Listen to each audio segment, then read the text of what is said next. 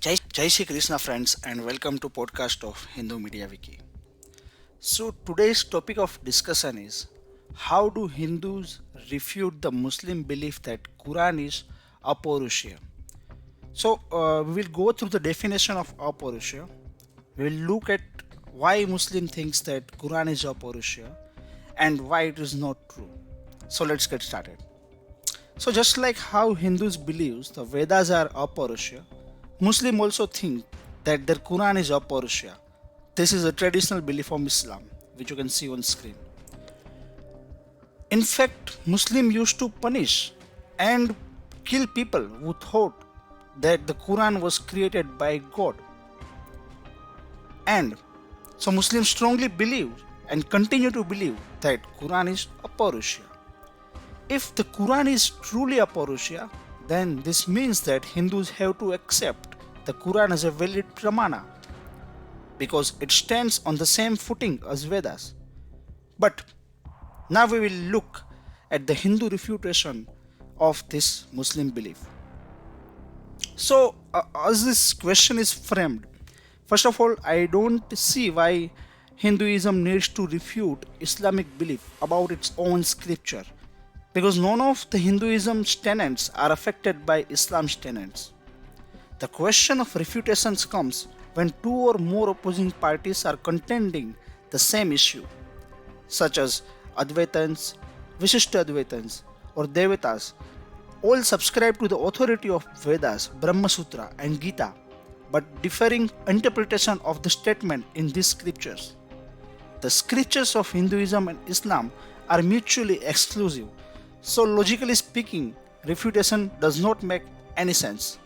However, from a universal point of view of comparative logic, we have trapped ourselves in a situation from which we cannot come out. We have started with a definition of Apaurusheya, which anyone can claim for any scripture and which will liberate them from any burden of evidence. So no refutation is possible on any ground. Equally, from this universal logical point of view, no scripture can claim to be uncreated or Apaurusheya in its literal form. Because language is a human invention, and hence any scripture, which is a fixed collection of words, is a human invention in space and time. So every scripture can be dated and located. So what is valid definition of Apaurusheya?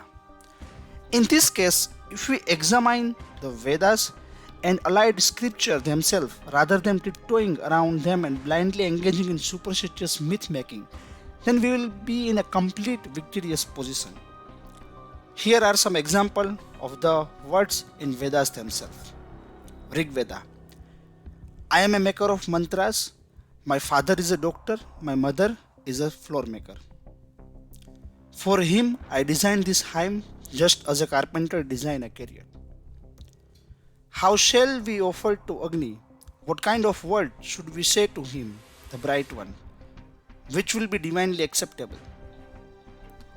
This stotra we make for the most scared Jatveda with deep meditation, just like building a chariot. I offer this newest and most expensive ritual and words to the Son of Strength. Thus we, Grachmadas, have designed these words for you, O Indra, just as a pathfinder makes path. There are hundreds of such statements in Rig Veda mantras.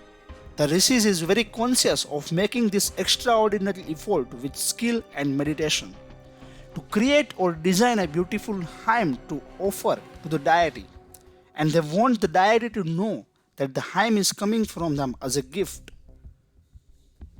This shows that the ancient tradition knew the Vedas not as a monolithic golden book dropped from heaven or from God's mouth or existing uncreated in a literal sense. Now, this introduces a more authentic and verifiable definition of Apaurusheya. The focus is on the eternal truth that is Apaurusheya, not the word or text, but the eternal truth that they are conveying.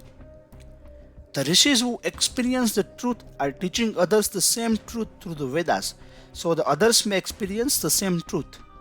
The Vedas are unique because the rishis have divine vision. Through intense tapas, they have become enlightened. They have achieved Brahma Sakshatkara, meaning realization of ultimate reality or truth.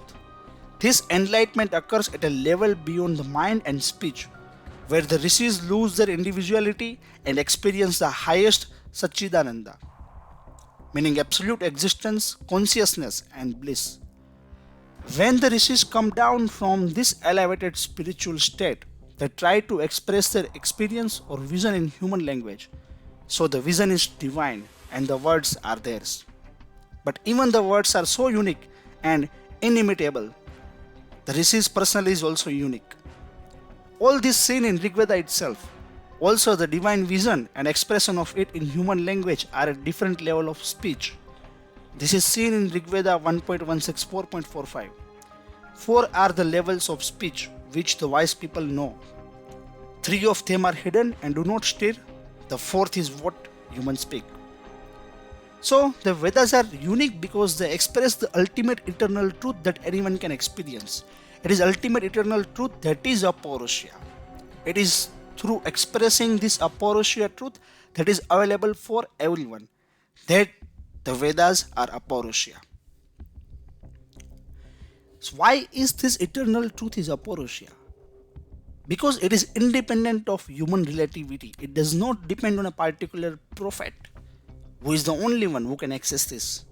The Vedas are Apaurusheya because they uniquely among all other scriptures express this Apaurusheya truth.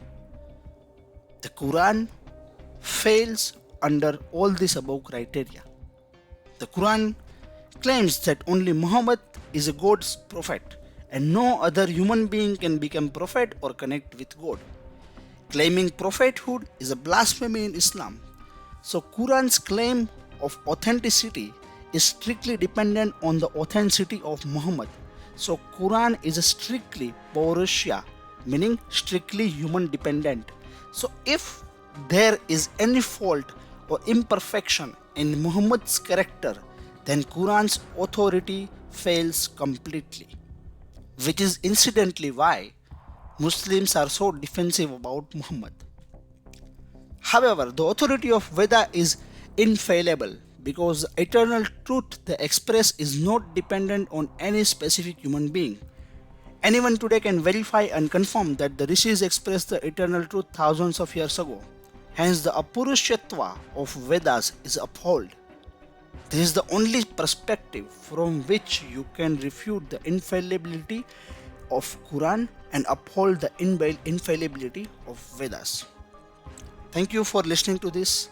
I hope this thing is clear for you, and for any extended discussion, the comment section is open for you all.